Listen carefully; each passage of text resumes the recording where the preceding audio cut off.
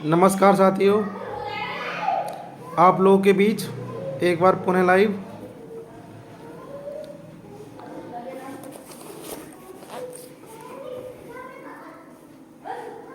माफ़ कीजिएगा, 7-8 दिन से बिजी था, इसलिए मेरी कोई वीडियो यूट्यूब चैनल पे नहीं आई।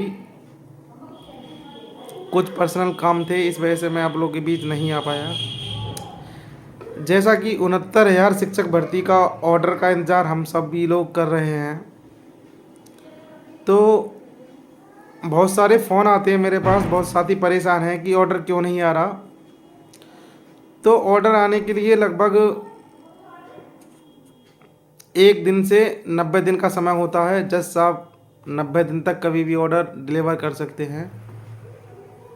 ऑर्डर क्यों नहीं आ रहा, तो भाइयों आपको बताऊं कि 69,000 शिक्षक भर्ती में बहुत मोटी मोटी फाइल हैं, बहुत सारे वकील हैं और कम से कम 10-12 सीनियर वकील थे इस केस में। तो सबकी अपनी अपनी जो फाइल थी वो बहुत बहुत ज़्यादा मोटी थी। तो सब ने लिखित सबमिशन दिया था,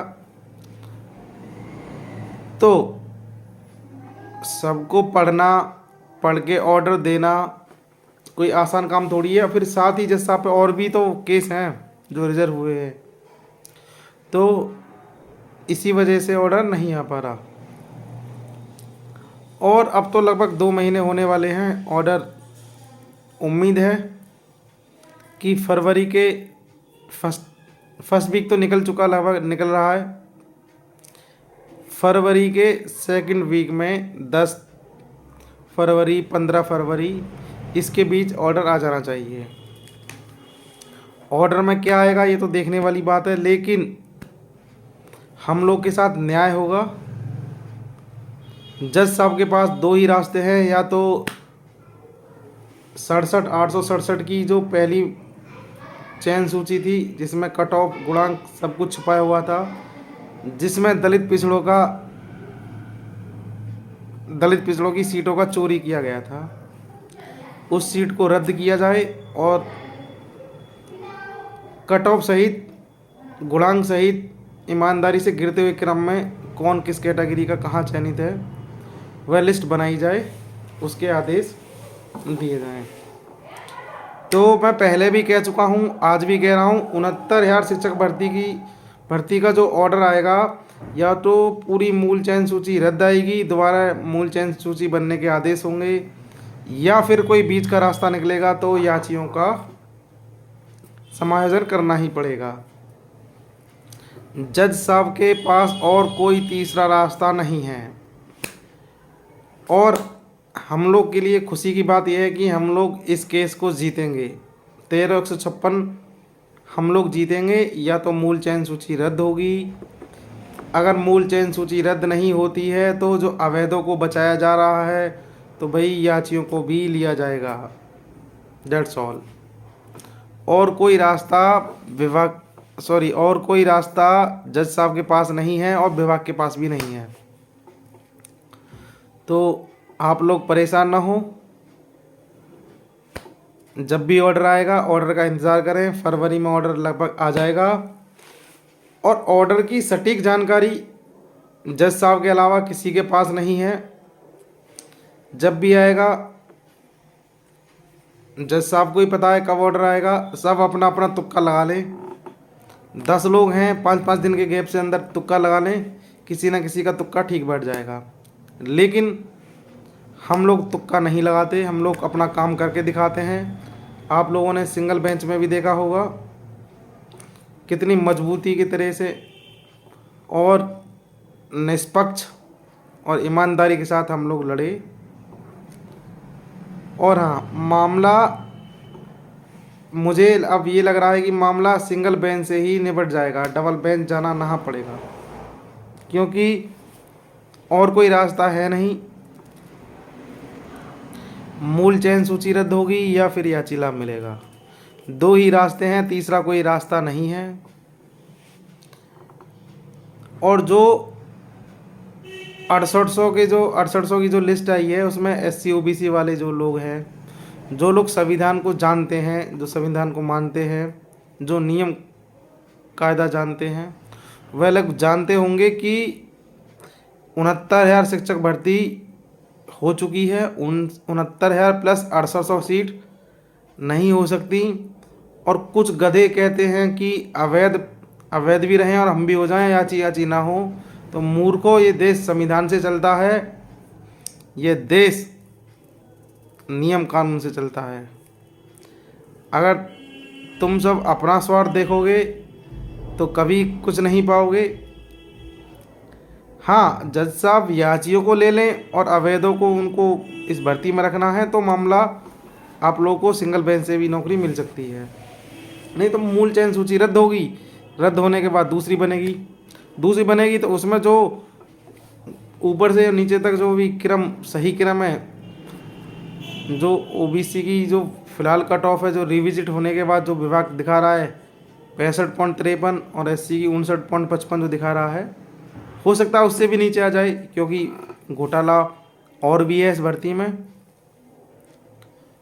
तो जो आप लोग 6800 में चयनित हो तो आप लोग सिर्फ अपना भला देखते हो, लेकिन तुम्हारे भले देखने से ये केस निस्तारण नहीं हो सकता, क्योंकि इसमें आरक्षण घोटाला हुआ था। इसकी पकड़ हो चुकी है, ये सबके सामने आ चुका है, पूरे देश के सामने आ चुका है, जिसकी लड़ाई सिंगल बेंच में मजबूती के साथ हम लोगों ने लड़ी।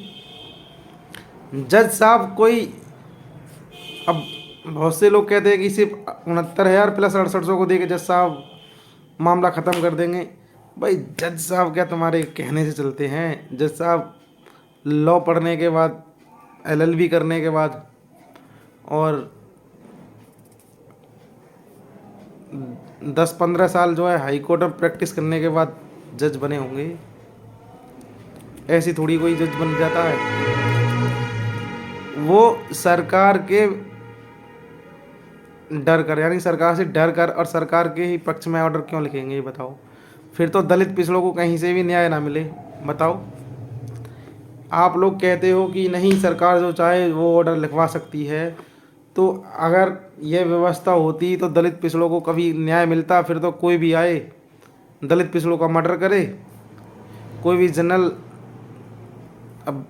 जो छोड़ जाति के जो लोग हैं, कोई भी दलित पिछड़े को मर्डर कर दे, उनके जज बैठे हुए हैं और उनको बरी कर दे, कोई रिपोर्ट ना हो, क्योंकि उनके लोग बैठे हुए हैं, स्वर्ण लोग बैठे हुए हैं, थानेदार वो है, SDM वो है, SSP वो है, तो फिर तो दलित पिछड़ों को न्याय ना मिले। तो आप लोग, बुद्धि का स्तर तुम लोगों का इतना गिर चुका है, तुम लोगों में कोई सोचने समझने की शक्ति है नहीं।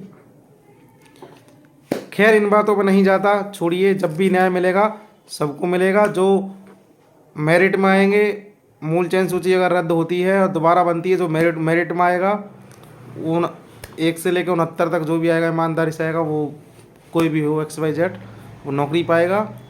जो नहीं मेरिट में आ पाता, तो जो अवैधों की संख्या है लगभग 6800 तो निकल के आ चुकी है, लेकिन मूल चयन सूची रद्द अगर होती है, दोबारा बनती है, तो हो सकता है 9 से 10,000 अवैध बाहर आएँ। तो अवैधों को रखना है तो याचियों को भी रखना पड़ेगा। अवैध बाहर तो भाई हमारा भी कोई लोकस नहीं, अवैधों को बाहर कर दो। हम नहीं कहेंगे कि हमें जो है नौकरी दे दो, लेकिन जब तक आप अवैधों को बाहर नहीं करोगे, अंदर रखोगे, तो हम विभाग की गर्दन को फंसाए रखेंगे और मजबूती के साथ लड़ेंगे, क्योंकि अवैध भी इस भर्ती में बिना कट ऑफ के हैं। जब उनका कट ऑफ था ही नहीं तो उनको भर्ती में कैसे रख लिया? ठीक है साथियों, बहुत दिन से बिजी था, मेरा वीडियो आ नहीं पा रहा था, शूट नहीं कर पा रहा था। सभी साथी इस वीडियो को अधिक से अधिक शेयर करें, लाइक करें और चैनल को सब्सक्राइब करें।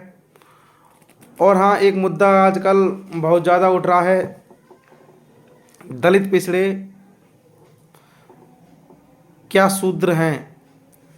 तो आप लोगों को बता दूं, दलित पिछड़े शूद्र हैं। कुछ दलित और कुछ पिछड़े अपने आप को जनरल समझते हैं, ना ही वो जनरल बन पा रहे हैं, ना ही वो दलित पिछड़े रह पा रहे हैं। तो आप लोग जागरूक बने अपना इतिहास जाने। आपको मनुवादी व्यवस्था के तहत आपको शूद्र कैटेगरी में डाल दिया गया है। इनके कहने से कोई शूद्र नहीं होता। हम इस देश के राजा हैं और हमसे बड़ा कोई नहीं है। बस ये मानो आप लोग, मनुष्य मनुष्य में कोई भेदभाव नहीं होता, कोई ऊंची और नीची कास्ट नहीं होती।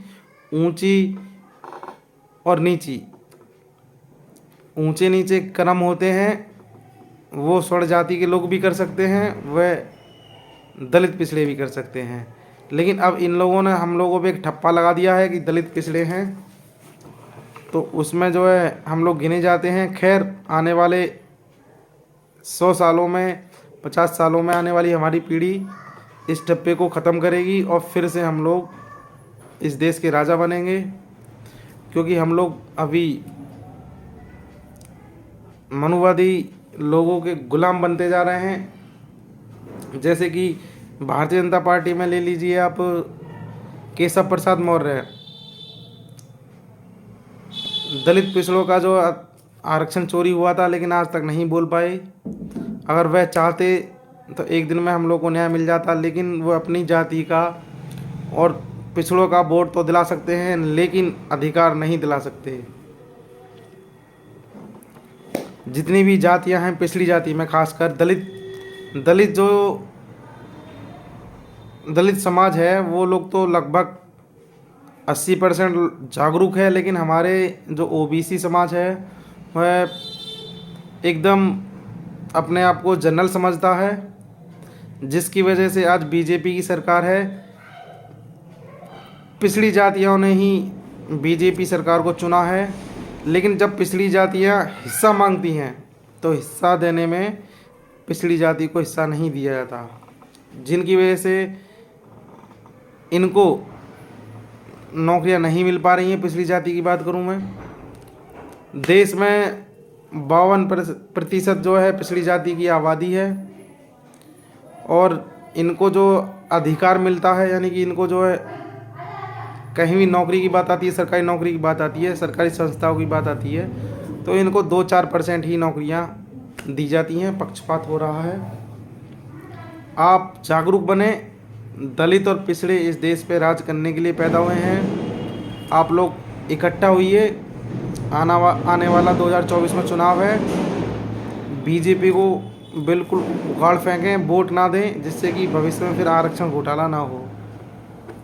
अपनी सरकार बनाओ, खुद का मुख्यमंत्री बनाओ, खुद का प्रधानमंत्री बनाओ, तभी हम लोग के साथ अत्याचार बंद होंगे। अगर आप अपनी जो वोट का अधिकार आपको मिला है, जो भारतीय संविधान ने दिया है, उसका आप सही से प्रयोग कीजिए दिमाग से कि हाँ, कौन हमारे खिलाफ है, कौन हमारे साथ है, कौन हमारा सगा है और कौन हमें नीचे रखना चाहता है और कौन हमें राजगद्दी देना चाहता है।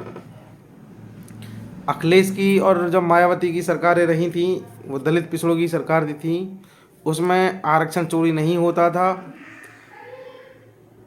बैकलॉग पूरे होते थे। थोड़ी सी कमी समाजवादी सरकारों में थोड़ी सी कमी हुई है, लेकिन वह हमेशा नहीं होगी। आने वाले समय में अब बदलाव होगा।